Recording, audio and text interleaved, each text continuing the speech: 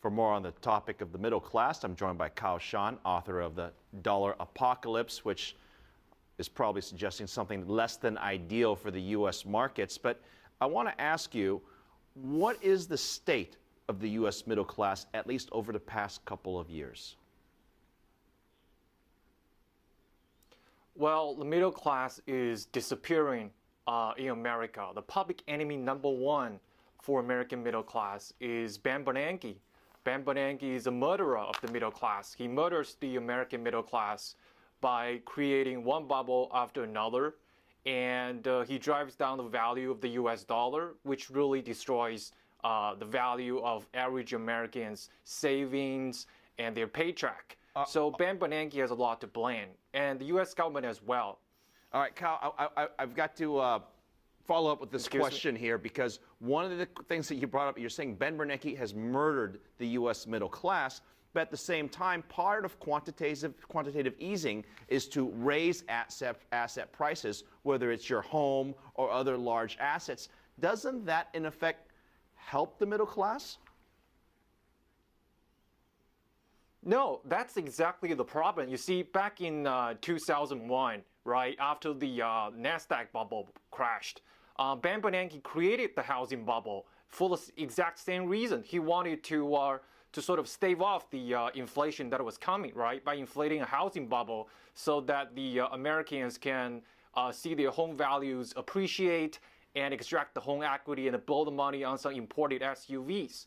And that's why we have all these mess, because the bubble burst and American middle class finds out that their biggest asset is actually their biggest liability. Now, the reason behind quantitative easing 3 is exactly the same. That's the crazy part, because Ben Bernanke want to reflect the housing bubble to prop up the asset price so that, you know, Americans can do the same crazy thing all over again. But that's not going to work, because once the bubble is burst, you can't reflate it back again. Okay, you talk about the dollar apocalypse. But at the same time, what the United States is doing, part of it is printing money, part of it is having low rates and inflating asset prices. Bubbles can last decades. The housing bubble in the United States arguably lasted for 40 years. The bubble in property prices in Europe arguably lasted for decades as well. But Asia, Hong Kong, China, all these major developing countries have also inflated, or I should say appreciated significantly property prices, where you see 1,000% return in a lot of property prices. Is that really the norm of what we see in the world, or is there something different about what the Europeans are doing or what Asian countries are doing? You see, there's a fundamental difference between the property market in Asia and the property market in Europe and America. The property market in Asia is not really a bubble for several reasons. First of all, you know, there's a very strict down payment requirement in Asia. You can't really buy property with zero down. They have to track that you need to have a job. You need to put at least 30% down. In America, when the Federal Reserve inflated the housing bubble, you can buy a house with zero down, no job, right? So the bubble is much bigger in Europe and America. In Asia, there's real fundamentals behind the housing price. The Asians have a lot of savings. All right. Cal, I want to make sure we get our questions in. And the banks are very strict about.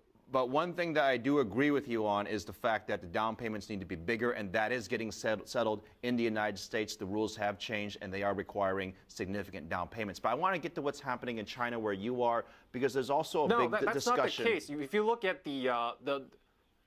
I just want to get to China, because that's also where there's a big discussion on the middle class, Cal, about China. I want to ask you what the situation is with the middle class where you are.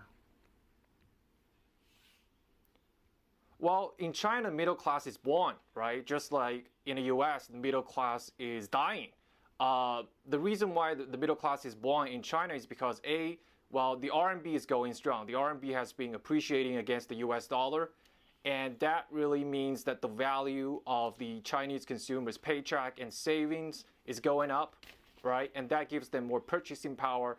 And also their assets are also gaining value. There's much more employment opportunities in China for young people. They graduate. They don't have a lot of student loan debt. and there are plenty of job opportunities for land. All So right. the middle class is born in China, but it's dying Cao in Can, America. I want to thank you for your discussion on this. Certainly very interesting. I wish we had more time, but we're going to get one last update on that superstorm hitting New York. We will see you again. Thank you very much.